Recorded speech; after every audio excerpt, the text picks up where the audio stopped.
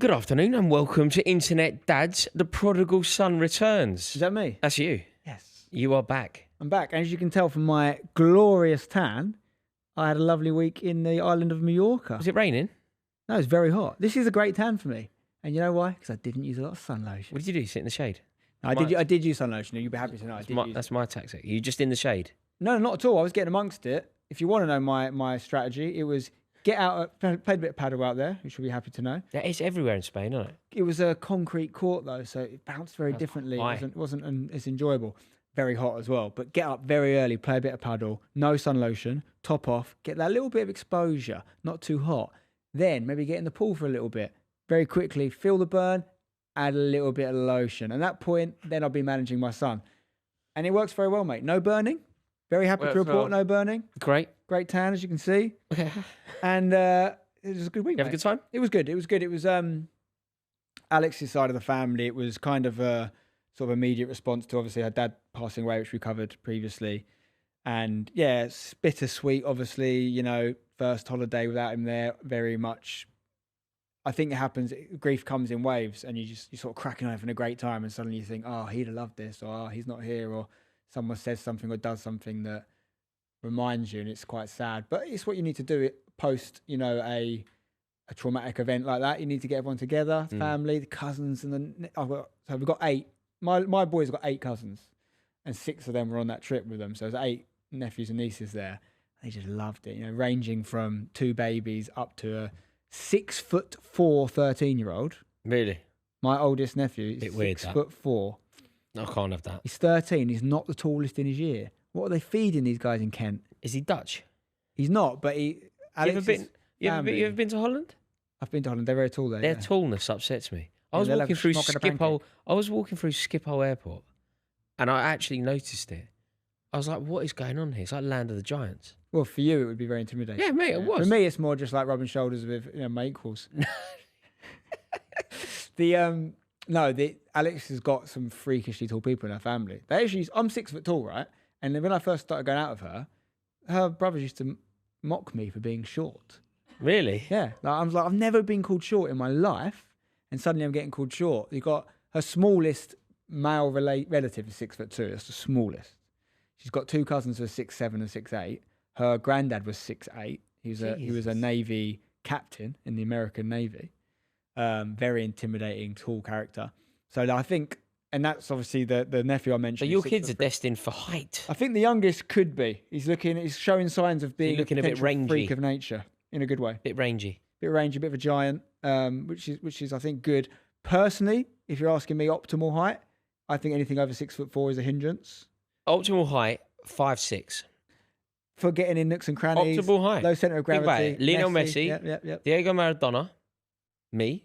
Depends what you want to achieve. Yeah, there could be an optimal 5'6", low centre of gravity. Oh, I'm very happy with 6 foot. I have no complaints there. I'm dangerously close to dropping into the 5'11" category, if I'm honest. What, you shrinking? Well, I think I've maybe been rounding up for a long time, if I'm honest. If I'm really honest. We did this thing. You're not 6 foot at all. You've just done it here. No, I'm more than 5'11" and a half, so I think you round that up. Surely you do. I wouldn't say 5'11" if I'm 5'11.75, would you? No, I suppose not. So we did this thing with hashtag last year, like physical testing at the University of East London, like all the cool, like, you know, where you run with one of those machines on and all that. All that, like proper sci-fi stuff. And there was like really laser accurate measurement. I was like, finally, I get to exactly how tall I am.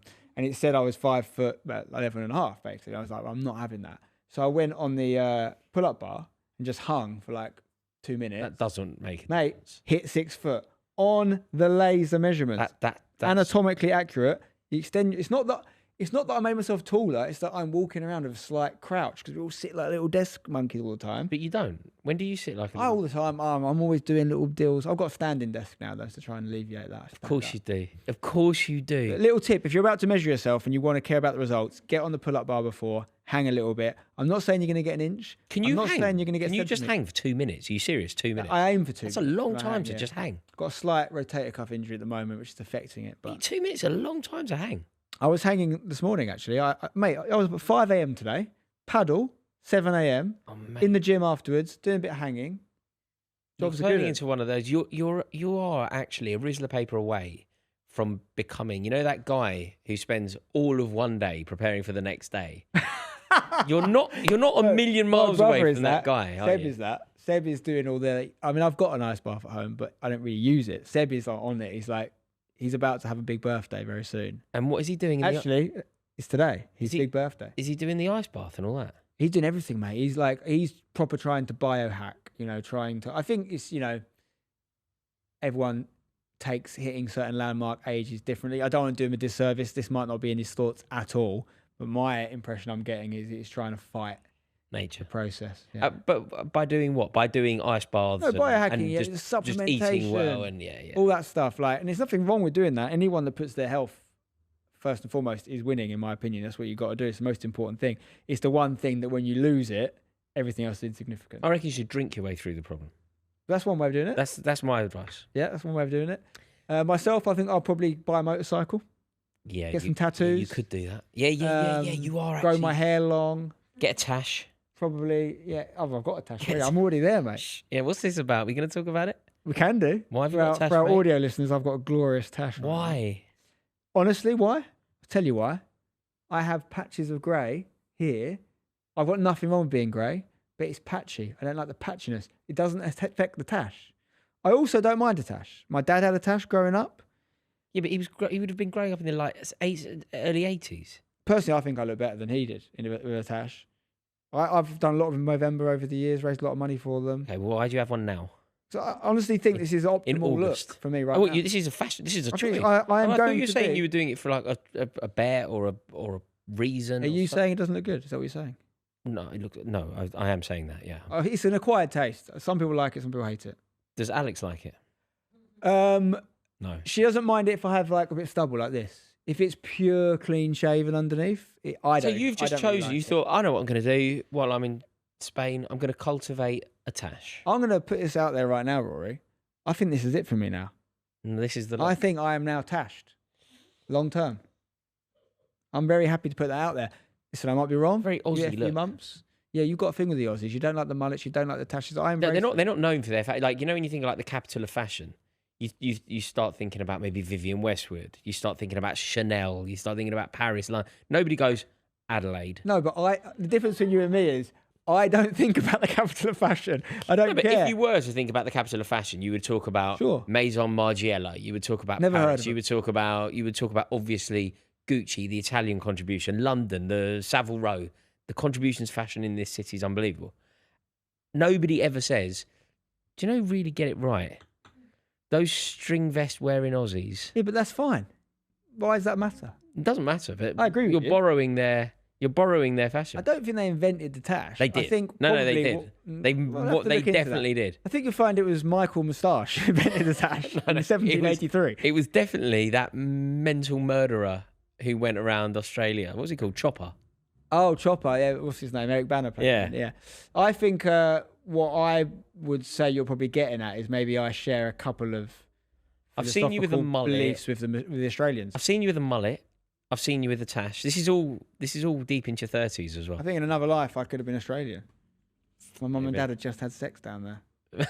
They did go there on holiday shortly before I was born, so maybe I am biologically Australian. Maybe you got a touch of it. That could be it. Maybe. Well, the tash is here. We'll see how it goes. If you're watching on YouTube, let me know if you believe. I've done this many times over the years. I've had many tashes on YouTube over the years, and it's usually, I'll tell you right now, it's usually 50-50. Some people go, Spence, it's a good look, keep it going. The difference now is, Rory, when I started in YouTube, I was in my mid-20s. As a 36-year-old red-blooded male, I think this is the time for me and the tash to really use. Yeah, I disagree. Saffron, you get the deciding vote here. Do it on the mic. The people need to hear you, Saffron. Be honest. Are we happy with the Do tash? the right thing for society. Is it good for, watch time? Is it good for clickbait? I think the moustache is all right. Wow. It's quite East London. appalled. Saffron's a very cool, chic chick. Mm-hmm. I think Shoreditch, they get me over there, that sort of vibe, But since we started this podcast, every thumbnail, Rory looks the same. Maybe his hair gets a bit shorter or longer, depending if he's had a haircut. And Spencer's had about 7 different looks. Spencer's look changes every single week. And I'm doing it for the show. Well, Rory, we should probably address the fact that we're joined by a familiar friend. A gorgeous friend. Big thanks to today's sponsor, iCandy. If you don't know, guys, you need to get to know, because this is the Pip from iCandy. And Pip is the highly anticipated new compact fold pushchair. It's weighing just 7 kilograms. Pip is lightweight yet sturdy, featuring a smooth one-hand fold mechanism for effortless use. That's truly beautiful. Practical, looks good, easy to use. It is a dream come true. Perfect for basically newborn right the way through. Tell you what, it really is brilliant. Do you know what my favourite feature is? Tell me. You use the sole of your foot to both put the brake on and to remove the brake. Some you have to push down to put the brake on, and then you have to either scuff your trainer. If you've got flip-flops on, it doesn't work. This, you step down to lock, down to unlock. It's a dream. To the unacquainted, sounds like a ridiculous... No. This is a life changer. You know. You're talking about serious convenience, on the go. And that's what I love about this. It is quick, flexible, but also sturdy. And crucially, you can take it on a plane. That is massive. Genuinely, that is massive. Because this is what I mean. The gift that keeps giving. They don't want you and your buggy on a plane. They make it very hard for you, unless you have the iCandy Pip. That is the whole point of this. It can go in that top part of the plane, which means you don't have to check it in. Yeah, there's so much about the Pip. It's got a lie flat seat, so obviously you want the baby to sleep, it can do that, but loads of other different setups as well. It's suitable from day one, day dot, birth, all the way to 25 kg. Yeah, I don't think either of my kids weigh 25 kg yet. No, of course they don't. No, so that's a long time. Yeah, what's great about the Pip, Rory, is the flexibility. You know, we talked about the length of time you can use it for.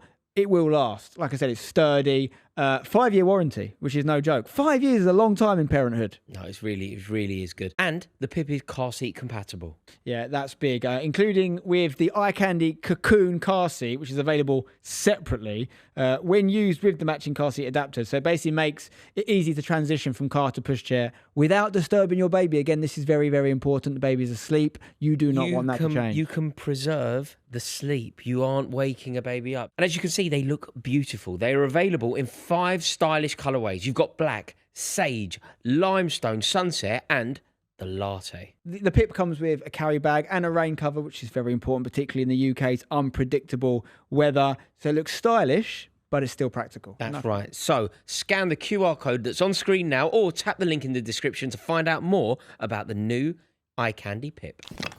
Well, so you've had a nice holiday. Yeah. The family are well. Decent, yeah. Thrown a tash. Yeah, and I'll tell you what, actually, I've actually instigated a couple new parenting techniques. Go on. I don't know if they're going to... If I was to guess, they might come back to bite me. But they seem to be effective right now. It's actually linked to something I was going to bring up separately, which is one of them I literally got off a clip I saw online. So there was this clip of like a teenage kid talking back to his mum. Not like super offensive, but just being a bit of a dick, basically. And the dad comes in and goes, right.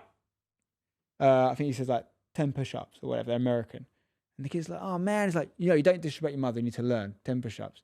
And he does the push-ups, makes sure the form is good, all that sort of thing. Feels a bit, militant. But at the end, I really liked it. At the end, he sort of goes over to the kid, goes, come here. He hugs him and says, I love you. And he says, I know I love you. We don't talk to our mother like that. I don't talk to her like that. You don't get to talk to her like that. Now, listen, it's not for everyone. I like 90% of it. What don't you like? I don't like the link between fitness and punishment. I saw a comment that said something similar, which said, is this going to sort of traumatize that kid's association with fitness? And that maybe is a valid point. I have started instigating it, but I'm mostly making... He can't do a full push-up, my oldest. He does the half push-ups. Yeah. Or I get him to do squats, which are all things he does in his jiu-jitsu warm-up anyway, so it's not like new for him. And I even get him to do it in the jiu-jitsu way, which is you count to 10 and all this stuff. But I only do it if he's mean to his mum. It's the only thing I do it. If he's disrespectful, or to me, if he says something lippy, I'm trying to teach him that. And I do the same thing. I cuddle him, I say, I love you, but we don't talk like that. Let me know what you think, guys. Is it bad? Is it what do you think to that point, though? Like, I think the strict approach, the consequences, all very important. I do similar things with my own daughter. The baby gets away with it at the moment, but she won't. But I don't know if the link between doing something bad and then the punishment being, because you don't want to be punished, therefore you don't want to do push-ups. But I kind of think you should want to do push-ups. What would you do instead? Something that is bad for you. Well, I could tell you something else I do. It's a new thing, the other thing that I've brought in now. And and I have my concerns about this as well. But just to finish that point, I'd say, yes, you could be right about the traumatic link with exercise. Is there also an opposite argument that says they're learning and they're getting fit? They're learning and they're getting fit, and they're learning, they're going to be better. Like, after a while of doing 10 push-ups regularly, you're going to be able to do 20, you're going to be able to do 30. Yeah. But I don't know. I don't really know the answer. And I think that is the crux of these points, right? And we don't really know the long-term damage or benefits we're bringing to our kids. The second thing I've started doing, and something I've been very cognizant of recently, is that I think ultimately we parent how we've been parented, or sometimes we parent to be the antithesis of the way we were parented because we're so aware of something that didn't work. My dad growing up, and this is the only thing I know, so I don't know what everyone's takes on this. All I can say is I liked it, is he was very money focused. When I say money focused, I don't mean he worked really hard. He meant multiple jobs and businesses to make a good living, come from nothing, working class. He wanted to teach us the value of a pound, which he did very well. I think by a lot of measurements considered a wealthy person now, but I don't think I'm tight, but I think I am very sensible with my money. And I think I learned that from my dad. And there's various things he did like that. If we got pocket money, we had to do something with that pocket money. We had to wash the cars, we had to do whatever. If we did a bad job, we got fined. We got less pocket money. When I got my reports at the end of every year, there was a plus and a negative. Every good thing that was said or every positive grade got a plus. Every negative, bad thing, being naughty, whatever, got a negative. At the end of the report, he totaled them all up, and that's how many pounds I got as my report. So it financially incentivized me to be good at school. And everyone's different. For me, it worked wonders. I only cared about getting good grades because I was going to get money. I used that money to buy our first family dog. I used that money to loads of things. But that's a very specific way to parenting that I'm aware not everyone does. I found myself doing it now. So it's not a money thing because my oldest is probably not quite on that wavelength yet. But I have a point system I've brought in. I only started it a few weeks ago. So he'll do something naughty, I say -2 points. And the idea is, at the end of the day, if he finishes on negative points, however many points he is negative, I confiscate that many toys that night. Obviously, I give him back. But if he finishes on -4, when he wakes up, 4 of his favourite toys are gone for a day. Yeah. Not talking big time. If he's up points, which he very rarely is, for example, on holiday, I said, if you're positive points at the end of the trip, you get one present, which he was actually. So I got him a present he wanted, Sonic colouring in book. But some days he's been negative. To be honest, most of the time I haven't really instigated the punishment, or I've hid a toy for 20 minutes or something. Yeah. But even though it's working right now, my fear is, am I associating almost monetary or products or prizes, points with behaviour in a way that is long-term going to do damage? I don't know if you've got a view on it. No, I certainly don't have a negative view on it. I quite like the idea. I think that rewarding good behaviour, seeing a benefit to doing well, is a good system. I certainly don't think it's a bad system. And I think that if you do teach them young that there is that working hard will result in success, that you will get what you want if you do the right thing. I think these are good life lessons, aren't they? What do you think about this? So let's say he's on -3. It's towards the end of the day. Yeah. He'll come to me and he'll go to me, Dad, how can I get points? Yeah. And for example, if his nan is round, Alex's mum, we call her Gigi, so Gigi's round, I will say, well, go and tell Gigi you love her and give her a cuddle. And you get a point for that. And it has that's interesting. But you have to mean it though. It can't just be a love you. He has to really be a nice cuddle. And when he needs to be, he's quite affectionate. But then again, are we associating, is that good or bad? See, that is awkward because Clementine at the moment is going through a spell of, she says it a lot. She goes to me, don't embarrass me. And what she's not saying is I love you. It's just not something that she's prepared to say. Now, in the house, we're incredibly loving to each other. Me, Victoria, when my mum, when she was round, everybody loves everybody, and I'm very affectionate. I'm always cuddling them up. She just won't do it. And when my mum, who was up, I was taking my mum back to the station, my mum said goodbye. My mum's going, love you. She's not saying it. And I said to Victoria, I didn't make a thing of it in front of Clementine, but I said to Victoria, what do you think about it? Do you think she should say it? She should say to her grandmother, I love you. When her grandmother spent the day there playing with her, taking her out, took her for an ice cream, she said, I love you.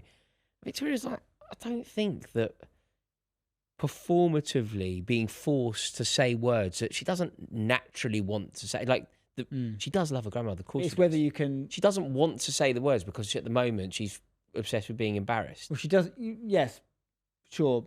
But does she also not understand the positive effect that has on a person to hear? And it's a youth thing. It's not her fault. Yeah.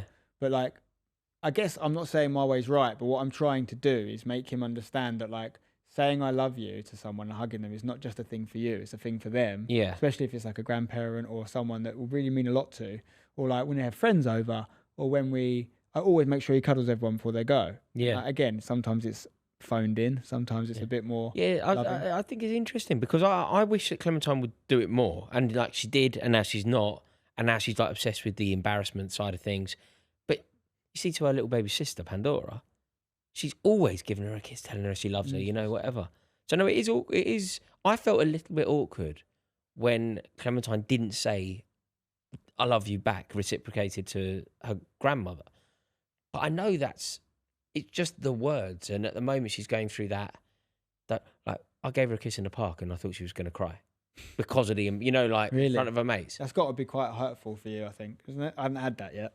Yeah, no, I mean I don't care. I kind of do it more, but the reason that out of respect for her and her autonomy, when I take, like, she wears a little hat, and what I used to do when I drop her at the school would kind of like run in and give her, like, almost chase her in, giving her a kiss, and I thought she found it quite funny, but she really didn't.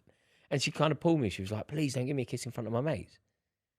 I was like, "Whoa, like she's 6." Yeah, that's young. I was like, "Okay, I won't. Of course I won't. Of course I can respect your autonomy here."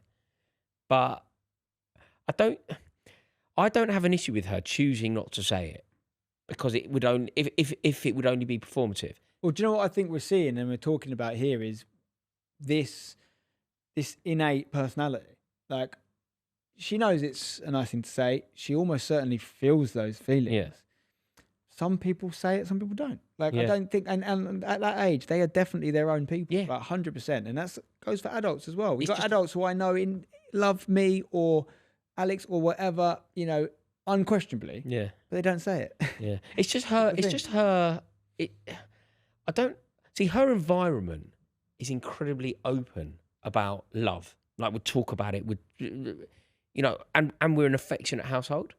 But for some reason, and these, everything is a phase, isn't it? With these kids, they're kind of developing. It changes. You know, if we were having this conversation 8 weeks ago, it wouldn't be this.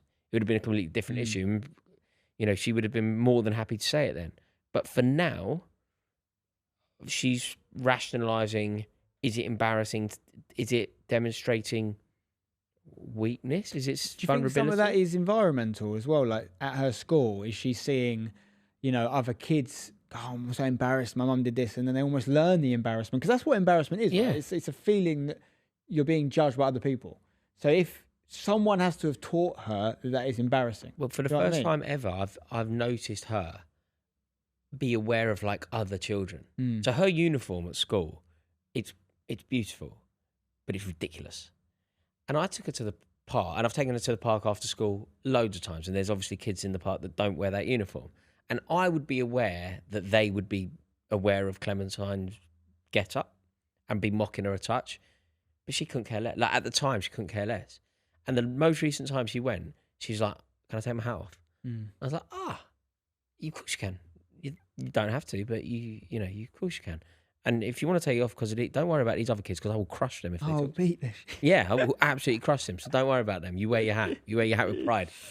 But Your kids I can think be cruel. they're suddenly becoming, I mean, it's happened at 6.5, that she's suddenly now become aware of her, I don't know, her image. Yeah, no, it's sort of self-conscious. Her reputation. She's self-conscious for the first time probably ever.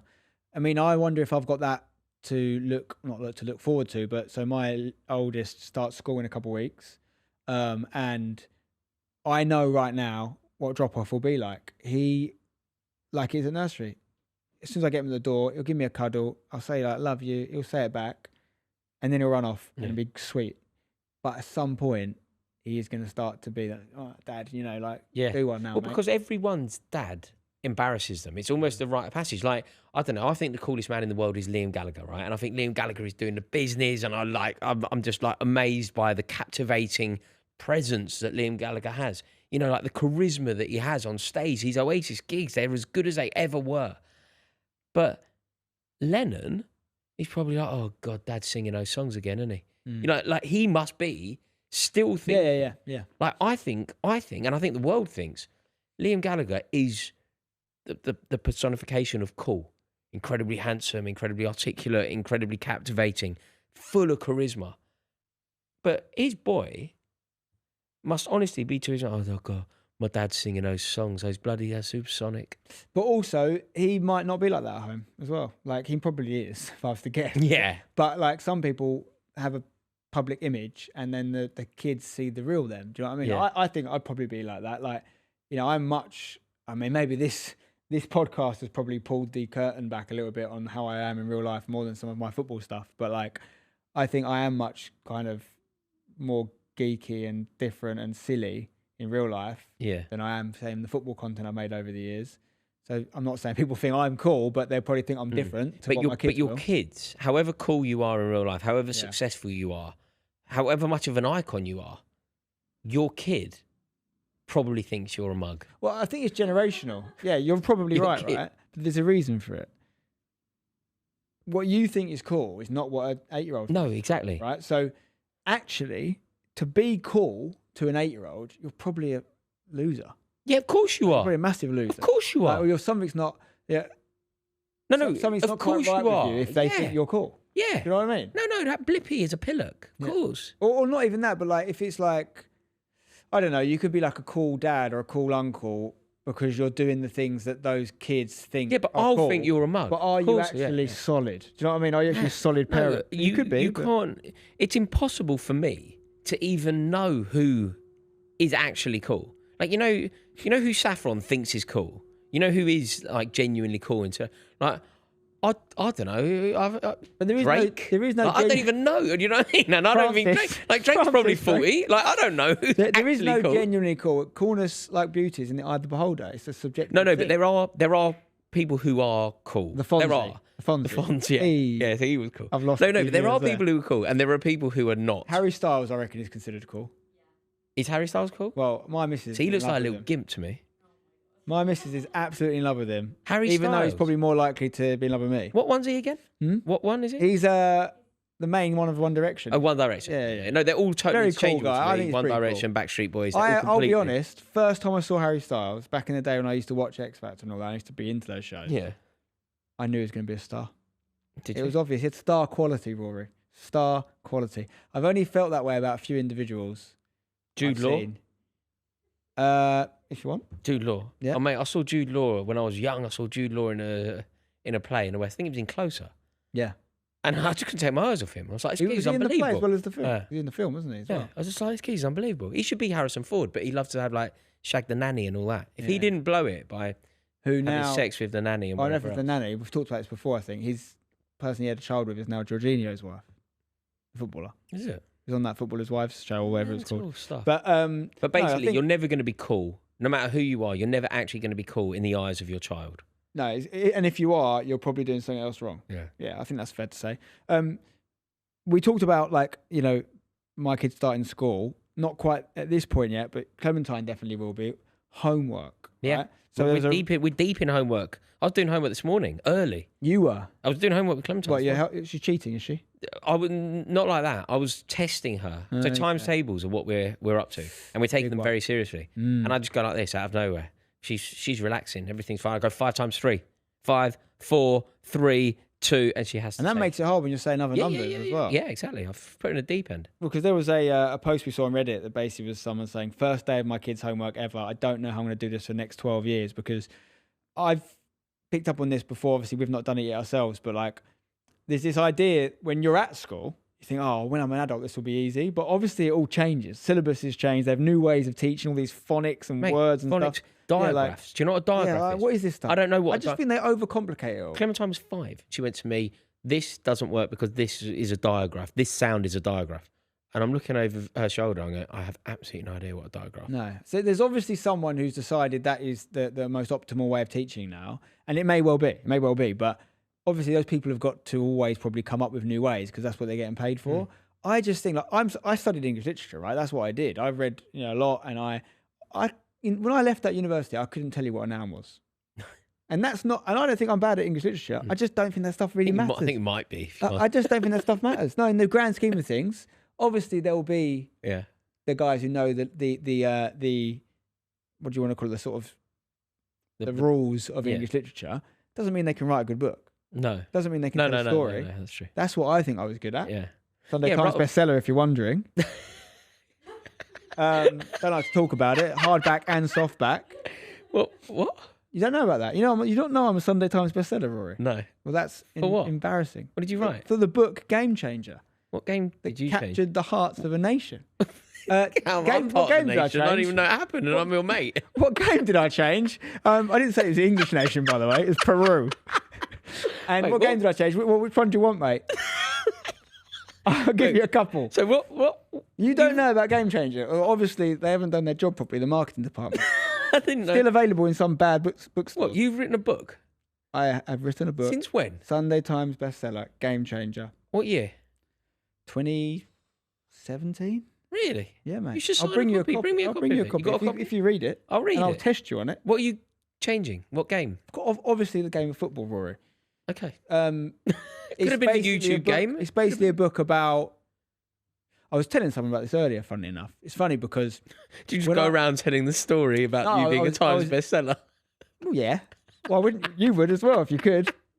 I'd love to write a book. I was interviewing someone actually for a job, and I made it all about me. I was telling them all about me.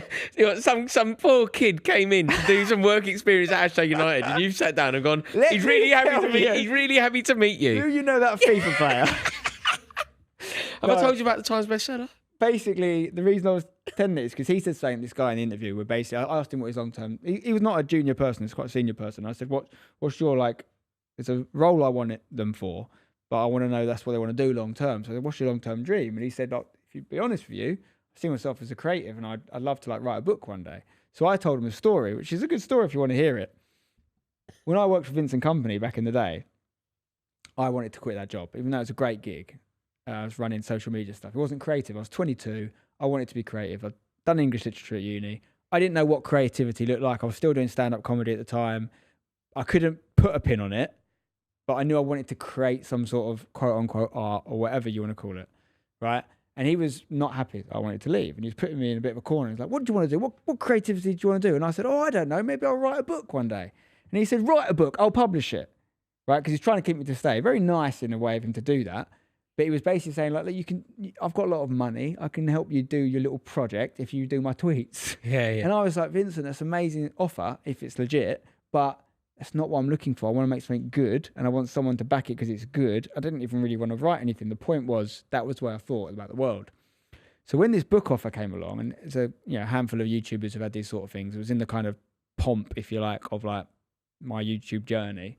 And they come along, and being quite frank, they have unbelievable advance deal, right? Where you just can't say no. A lot of money for someone like me anyway. And I was like, right, well, I'm going to have to write this because they're usually ghostwritten, like generally YouTube books. But like, I'm the kind of guy that, I'm not saying it was an inevitability, but I thought there was a chance to write a book one day, and now I'm getting paid a lot of money to do it. I'll do this. But it was a very busy time for me in terms of content, video every day, hashtag was kicking off, all this stuff. 3, 4, 5 months passed and I've not basically written anything. And obviously they have time pressures. You have to do something. So actually, it's obviously apparent, it's in the book, it mentions it. I actually did do it with a ghostwriter in the end. So I did co-write it. I rewrote and reviewed it. I would say I did about 50% of it, if I'm honest, which is probably more than the most. It's diluted. What it basically is you basically have like therapy sessions. He comes and sits in your house for 4 hours and you tell him everything in your own words, and he basically writes it in your words. I'd say what I probably did a bit more than the average ghost-written person is I changed a lot of it. But you know what it was though? Do you know what maybe I really was saying, no, I will not have a ghostwriter. That's not me. Do you know what made me do it? The guy who did it was the writer of the Alan Partridge books. Oh, really? And I'm a big Alan Partridge fan. I was like, you've got me. He can come. And but yeah, that book went on to be Sunday Times bestseller. So how it works is they release a hardback. This is how I did it with me anyway. Release a hardback, and I got, obviously part of that deal was I had to push it. I made a YouTube series all about it called Not Another YouTube Book. I got a load of my friends from the comedy industry in it to write it, and it was like a joke about writing a rubbish book to then promote the real book. And you had to, I think, I'll quote this wrong, but Sunday Times metric is something like, if you sell X amount within, I think, a week, it's officially a bestseller. So there was a target, I don't know, it's 10,000 or whatever it was, the amount of books you got to sell. So we did it in time. And then what then happens is you get Sunday Times bestseller status. So then what happens is they release the paperback, and they can put on it Sunday Times bestseller, which then sells more because it says Sunday Times bestseller. Yeah. That's the idea anyway. Okay. We did Interesting. it. Yeah, and it's like 10 years old now, so it's quite out of date. I think I actually did start writing my own book 4 or 5 years ago called The 5-Year Plan, which was all about... You can't do that. That's you've stolen that. From the DPR. Well, no, actually, it's from if you know your history, it's from Stalinist Russia. Right. They're 5-year plans. But anyway, it was about the 5-year plan I had when we went into non-league football. I had a 5-year plan to get 3 promotions in 5 years. And obviously I've had a lot of crazy run-ins and incidents happen. I've written half of it. But I stopped. Why? I think I just thought... You have to get in touch with that ghostwriter to come and do it for you again. You know what, if I'm being fundamentally honest, obviously it was something I was doing for myself. I think those 5 years are really interesting. And I enjoyed writing a lot of it. I don't know if there's a market for it. I don't know if people want to read that. And obviously where it works previously is often people come to you and they say, I want you to do this book. Here's some money in advance. So it's basically a win before you ever release it. I'm not saying it has to be like that, but I had so many other things to do, Rory, and I was just like, is this worth my time? I don't want to write something rubbish. So I take a lot of time for it, but it's still there. It's just, I mean, I'm at 10 years now at hashtag, so technically needs a sequel and it's not even finished. Mate, do it. Maybe, mate, maybe. I've had some time. I'm hiring a new CEO at hashtag, so I'm going to have some time. This is exciting. Yeah. Is he good? I hope so. Is he employed? Have you got someone? I'm literally going to make him the offer after this podcast. The offer he can't refuse. And the person I'm offering it to, if we get him, is... I hope it's going to sort of be a Sky Sports news story when we appoint him, because it's a fairly... Well, I've heard of the person. Don't know, because you know if you're on the sort is it Peter Kenyon? C-suite. No, I've heard of Peter Kenyon. Not Peter Kenyon, no. Oh, we talk more about it in the future podcast if and when it happens, you know. But yeah, how did we get onto all that? But long story short, I'm a big deal. Sunday Times bestseller. People say really like Charles Dickens of YouTube. Go on. There's a lot of the books for sale on eBay. Yeah. Is that a good thing or a bad thing? How much are they? About £3. Bargain. I'd say invest now. Can only go up. Well, I'm actually happy about that because I don't like waste. The people have obviously read it, loved it, want other people to read it. I'd rather them give it away for free. You know, sometimes I see them in charity shops. I'm fine with it. You know what was cool though? This was cool. Took my little boy to the library the other day. It's in there. The library have invested in the book. They think it's worthy. The library's had it donated. Maybe not. Either way, I'm a winner. No, that is quite cool. Yeah. Going in and seeing your... It's like Clementine likes to put my name into Netflix. Well, what happens if you do that?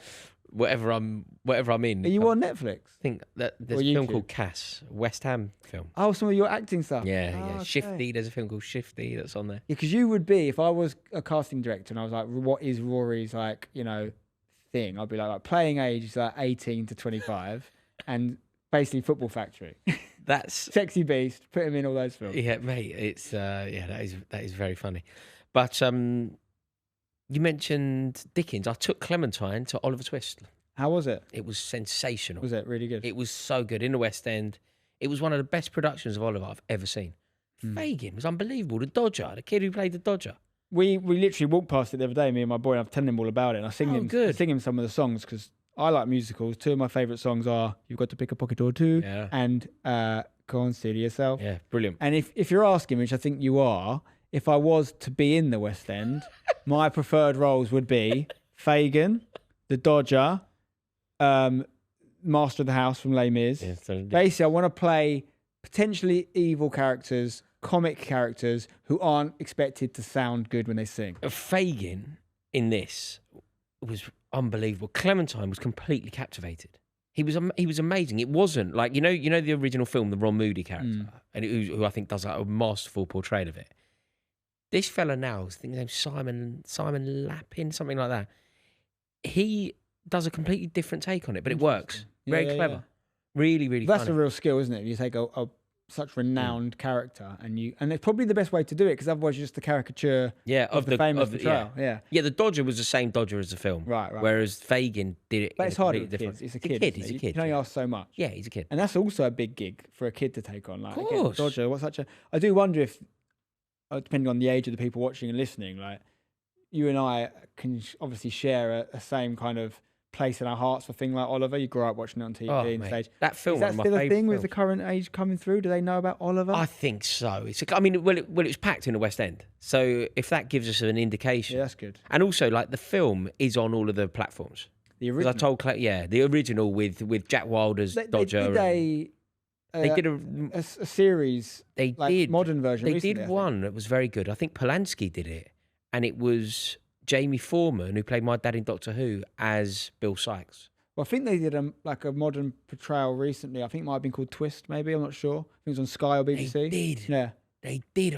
I know the production company who did that. David Williams was in it. So I think, like, generally, I hate the lack of creativity in Hollywood and TV when they're just constantly getting the same ideas out and no new ideas. I hate that. However, things like Oliver, which is quite old now, well, obviously the book is very old, it is important to tell those stories again, maybe to modernise them from time to time as well. It's a great story. It's a great representation of London as well. You know, like that era of London. Like, I was trying to explain to Clementine, this actually really, really hit me. You know, the opening of the film, they're in the workhouse. It's like, God is love, and they're all doing it. And then they come walking down the stairs. Is it worth the waiting for if we live till late? And they do that. And the kids are all... And I was trying to explain to Clementine, and she's a very fortunate kid. And I was trying to explain, like, her gran was that era, very much that era. And they didn't have any shoes on. And Clementine goes, why aren't they wearing any shoes? Oh, Clementine, they don't have any shoes. They're not opting out of shoes. They literally don't have it. And I was trying to explain, I was trying to explain that your gran was, like, my nan, her great grandmother, my nan, was just younger than that, but was an evacuee that went to Wales with no shoes. Wow. Like, it was, you know, it wasn't a weird thing. And I think those lessons, you know, trying to explain to Clementine, people don't have anything. Like, there is a real lesson in it. And, you know, watching the workout, because I always say it to her, you know, if she plays up, I'm like, listen, you'll be sweeping a chimney soon. Yeah. And she doesn't know what. In reality, it will be AI robots in the chimney. She'll never have to do it. Your little chimney sweep, yeah. But I do something similar with my eldest, which is sort of like just trying to get. Like, they're so lucky. I'm not saying they're luckier than us. Maybe maybe they are. But, like, you know, I never wanted for too much as a child. I certainly can't complain. But, you know, the idea of them being so protected from poverty, and is a thing. It's a thing in the world, and there's a lot of it. And you think, like you said, do you not know some people don't have shoes? What about if they've got enough people at their birthday party? You're like, celebrate your birthdays as a luxury. And do you know, I said to Victoria, are we doing too much here? Because in the same couple of days, she went to see Oliver Twist, she went to Legoland, she went to London Zoo. I was like, I vaguely remember doing, like, one thing in my summer holidays, and the rest of it would be a couple of quid, and then I'd be off to Willesden Sports Centre for the day, where you pay £1 and just play with whatever they put out. Especially places like Legoland, that's so expensive now to go. Like, I know, it's a ridiculous amount of money to have a day out. And do you know what else I thought? I thought, God, it's on my card, so I see the transactions. Like, I'm at work and I'm seeing these transactions go through. It's like, fast pass ticket to this ride, fast pass ticket. Yeah. Like, queue up. Yeah. Queue we used to queue up for like 3 hours to get on a ride. Up, you little. Or we'd go to Thorpe Park and, like, to be honest, I think we used to ditch school and go in the middle of the week, so you get no queues. Did you? And also you get no grades. Yeah. No, I did well. I ditched school and got the grades, thank you. And also Sunday Times bestseller. Mate, I said that on this podcast. I got a lot of stick. I was completely right, and everybody else was wrong. But that was the clip on this podcast that the reaction surprised me and actually got quite powerful. What about people being a dunce if they miss school? That one? Yeah. 2 and 2 makes a Christmas cake. You miss school, you end up a dunce. I'm completely correct. Pulling your kids out of school is the dumbest thing you can do. But I was very surprised at how venomous the I think you're going to get it again, because I think you made very sweeping statements there. No, putting your kids that's out the of least school controversial thing that I've ever said. Don't pull your kids out of school is the message. Ever. Don't pull your kids out of school. No. I'm literally potentially going to pull my kid out of school for multiple months soon. How do you feel about that? I think you're insane. Well, that may be true. But I'm a Sunday Times bestseller. No, that's true. I can't argue with that. Speaking of insane, listen to this. I know you're going to have an opinion on this. I know you're familiar with the work of Molly Mae. We talked about Dickens. Let's talk about the modern day Dickens, Molly Mae. Yeah. She used ChatGPT, which, if I'm being honest, I'm using increasingly more and more these days, but for very different things than her. She used it for parenting advice. What's your initial reaction to that? I mean, I think seeking guidance for parenting. So, for example, we're weaning Pandora now. We're doing it by the book. We bought a book and we're doing it by the book. Is ChatGPT just an extension of the modern day book? So it's seeking counsel, seeking advice. So in principle, so far, I'm on board. ChatGPT is no different. Like we grew up with like Encyclopedia Britannica or like whatever the Encarta and the software. Yeah. It's just an amalgamation of information. Yeah. It's another version of Google. It's not the ChatGPT kind of like image of that is this robot AI software, but it's just crawling the internet for information. Looking for support, guidance, or knowledge, I think is completely fine. So far, I'm on board. Well, so her issue was her child Bambi. Now I'm not. I'm off board. Human child. I've jumped overboard and purposefully drowned yourself. Yeah, I'm drowning on purpose. Not a deer, human child. Bambi bit someone at nursery. Happens all the time. It was all the time. Obviously, if you're going to let deer in nurseries, expect why would you call your child Bambi? But basically, she went to ChatGPT for advice on what to do. Now, I would say, I wouldn't say you need ChatGPT for this. This is quite an obvious instinctive response, isn't it? Maybe, and you can ask obviously for people in your life. I just think ChatGPT. I'm not this like massive pro AI guy. But I also am able to sort of see the wood for the trees. And it's bloody good. I have to say, at some things, it's bloody good. Like, mate, I've just been doing stuff for my little boy this week. Like, did the thing where and I think you did it as well, like turning his drawings into pictures. Saffron sent me that. Incredible. Like, it's obviously doing artists out of work and all these sorts of things. No doubt about that.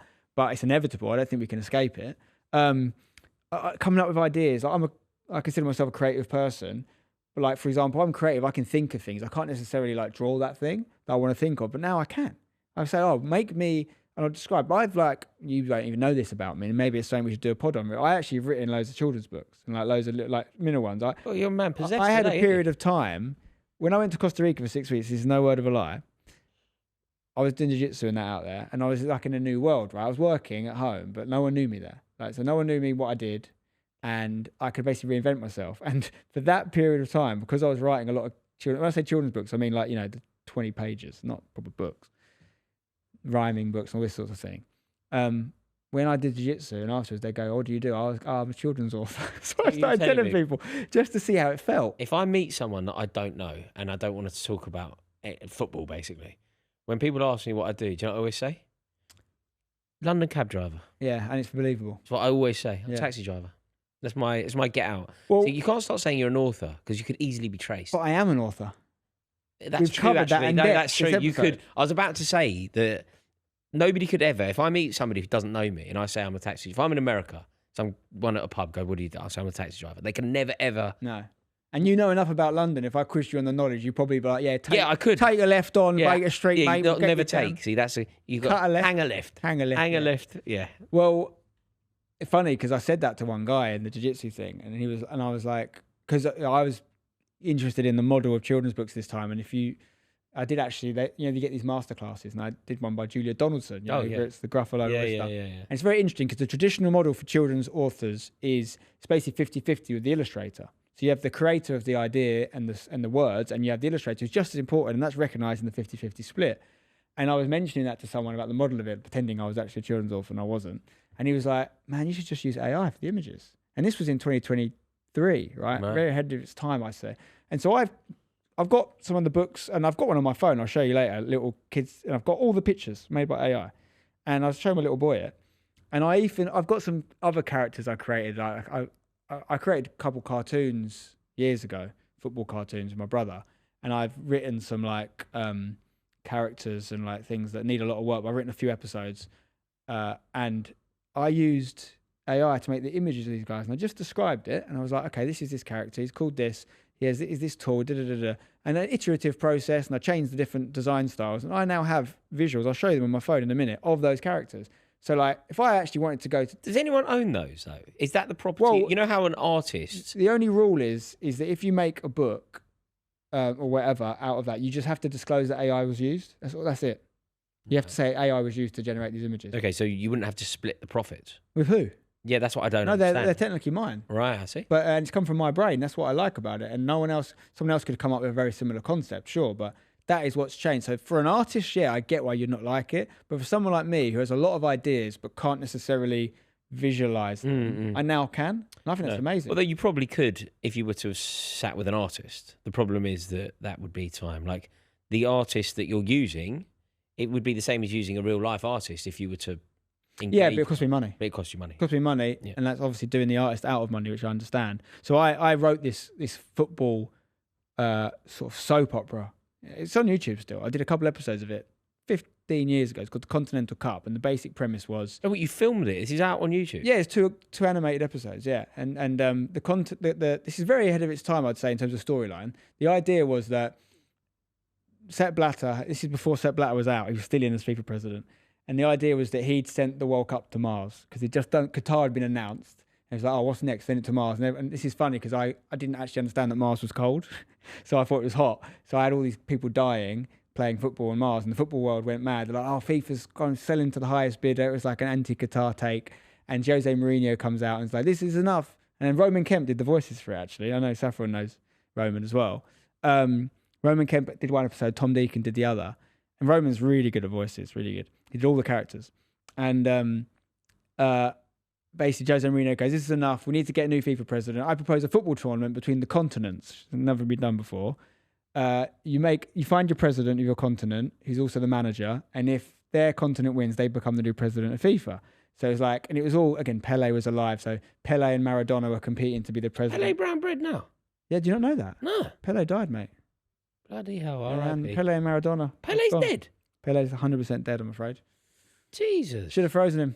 Anyway, Pele and Maradona go head-to-head for the South American thing. I think Jose's up against Beckenbauer for Europe. All this sort of... Beckenbauer's dead now, I think, as well. Beckenbauer's dead? I think so, yeah. I think so. Anyway, I'll do a quick spoiler for you. Basically, gets to the final. This is all... I never got to the final on YouTube. So the reason I bring it up is I did one episode with a YouTube animator who actually was the guy who used to do KSI's rap videos. And he was a really young kid, really talented animator. He was like 15 at the time, but it just took ages. And I had some money. I was paying him, but not enough. So I did a Kickstarter campaign to pay him more. I raised 10 grand. But then on Kickstarter, if anyone... You have to hit the target. And if anyone pulls the money away, you lose everything. And 7 grand was donated by one person who ended up being a time waster, and it killed it. Anyway, I digress. We had 2 episodes. I never finished... I wrote the series. I never put it on YouTube. The final... And you see like Bleacher Report and these guys basically do something similar last few years, these animated football soap operas. But this was like, again, this is like 2012 time. In the final, there's a big drama in the changing room of South America where Maradona is trying to tell Messi what to do. And I copied a bit of an EastEnders thing here. And Messi's like, stop telling me what to do. You ain't my dad. And Maradona's, yes, I am. And Maradona ends up being his dad. Maradona ends up subbing himself on. Scores the winner, but then he gets done for being off his head on coke. It was basically South Park for football. Right. And yeah, I have that sort of part of my personality, but I don't have any of those skills. I can't animate. I can't do voices really. So that's what AI can do voices. AI helps. So yeah, I do look. This girl who's asked for advice. Yeah, back to Molly Mae. I think it's fair enough. But what I would say is, I think everybody's kid is going to bite someone at some point. 100%. It's just a really bad day when they do it. You apologise profusely. You don't overreact. I think that's crucial. I've heard stories of parents majorly overreacting. Your kid bit my kid. Are you stupid? Except, if it's a repeat offence, same person keeps biting. Yeah. I think we talked about it early on in this pod. When my kid got bitten by someone twice, I was like, first time you tell the teacher, second time you bite them back. Now, I think that's controversial advice, but I stand by it. Yeah, I think that's quite bad advice. I think you can't just keep letting the same kid bite you, mate. I don't think your counsel as a dad can ever be bite someone. You can't ever legitimise biting. You definitely can. no, maybe not to your kid, but I'm telling you right now, if someone came after my kid, I'm biting them. Oh, no, sorry. I'm doing anything. Yeah, but you're not... Yeah, fine. You know the rules now, though. You're not learning the rules. The rules rules for a 3-year-old needs to be you never bite. Yeah, that is the Once rule. you're 36, you can go, yeah, mate, if you have to bite someone for your safety, do what you got to do. That is what I do say never bite, but I also say bite them back. Yeah. I don't think... don't ever bite first. Listen, mate, I'm not telling you what to do. What I'm saying is I don't think it's a good idea to ever legitimise biting. Like, I would never say to Clementine, bite someone back, because I think what you do in that moment is you allow biting to become almost part of the arsenal. But you need to... So we talked about this with punching. It's the same thing, right? Like, my dad always told me never punch someone first. Don't know if he ever went as far as saying this, but the general vibe I got was, but if they punch, you punch them back. Like, don't... And I'm not necessarily talking about a one-off random occurrence in a random place. I'm talking about a bully, someone you might have to deal with every day of your school life over and over again. I use this tactic myself. No, of course. I think the difference here, though, I agree on almost everything that you're saying. I just don't agree with it when you're counselling a 3-year-old. Yes, I think you're right. If you were talking to a 15-year-old, I would actually sometimes say punch first. Sometimes punch first to a 15-year-old. Yeah, I think you're right. At 3, it just has to be. You must never ever resort to violence ever. Even if they keep coming back to you multiple times and the teachers aren't doing anything. Maybe you're right. Like maybe. I just know. I can almost hear my wife, who's like almost fastidious with regard to this. Like, you can never legitimise that kind of thing, because violence on any level, which biting is, has to be just immediately eradicated as an option. And then when you're 12, we can talk about safety and we can talk about self-defense. Yeah, that's fair. I think generally I'm a pacifist. I'm a make love, not war kind of guy. If it crosses a line and it now is fighting your way out is the most optimal scenario. Like, I never want to encourage fighting. I know I do martial arts, but I'm one of the camp that says do them so never use them. I don't want to hurt people. But I also have a switch that I can flick if it's optimal. Yeah. And I think... and you having that skill makes complete sense to me. And you being able to use that skill, I hope you never have to, and it's great that you could.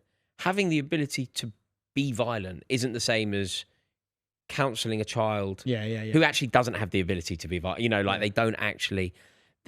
Because I'm talking about conscious... A 3-year-old can't... A 3-year-old can't use self-defence as an actual mechanism. Yeah, 3 is too young. I think you're right. Yeah. I think... you know, what is it they say? Better to be a warrior in a garden than a gardener in a war. Never heard of that. Well, you basically want to be able to fight, but never have to. Yeah. Than be in a position where you have to fight and not know what you're doing. Yeah, agreed. Yeah, agreed. So think about that. But people. just don't bite. It has to be the answer. Just don't bite anyway. Is biting the worst thing? It is the worst thing. I think punching the balls is worse. No, deliberately hitting someone in the testicles. Biting is the worst thing. But why though? Biting an ear. So violent. Biting an ear, terrible. Look, I literally have a bit of my ear missing. Yeah, what is that? Tiger shark bit me in the sea. Where? Well, not in the street, obviously. In the sea. That's mental. Is that what that is? Punched it in the face, mate. Is that what actually happened? Should have bitten it back. Mate, is that what that is? No, I just made that up. Oh, did you? It was a fight with Mike Tyson. What actually happened? You should see what I did to him. Vander Holyfield. What actually happened? I was born like it. So it's nothing. Oh, mate. You're boring story. But people think I was bitten because it looks like a bite. It does look like a bite. Well, actually, if I'm really honest with you right now, and I want to get my dad on this podcast and have it out with him once and for all on camera, maybe with a lie. This is what we've got to do, Saffron. We need to get a lie detector test. Why do you believe I something believe they accidentally cut me when I was a child. Something happened. Because it doesn't look right, mate. There is no way I was born with that. It's weird, isn't it? Well, I totally believed you when you said it was a shark. So, exactly. So there's obviously something there. Yeah. I think something happened, like accident. Go on. Go on, please. So my nan used to be a hairdresser. Yeah. And all the men in my family have the same bit of their ear clipped off. That's crazy. Because as she got a bit older, she then got a bit too happy with the clippers, and they've all got a bit of a chunk of their ear. You are joking. I think you're exactly right. Something's happened to your ear. I agree I cut my boy's hair at the moment, and now you've said it. Now you've said it. It does actually look. So have you had this conversation with your family? Yeah, and he denies it. Well, he says nothing. I don't know what you're talking about. I don't believe him. Have you seen pictures of yourself? I need to. That's great. Well, actually, this is another great story. My parents filmed my birth, right? I was born at home, And when your dad's got the camcorder out in like the mate, 80s. listen to this. Big camcorder. You won't believe this. So I'm 13 years old, right? And I'm adamant that I'm adopted. Because I'm like, even though I look just like my dad, right? And all of your brothers. I'm adamant and sound I'm adopted like because I'm just like, I'm too different to you. You lot are boring. I've got banter. I can't be, I was just dickhead 13-year-old basically. But my dad's like, mate, we can prove that you're ours. We've got it on camera. So I'm like, well, go on then, get the VHS. So he goes and gets it. 2 things I'll say about this whole process. So I was born at home, bedroom window overlooking Roots Hall Stadium, Southend, like literally you can see the pitch.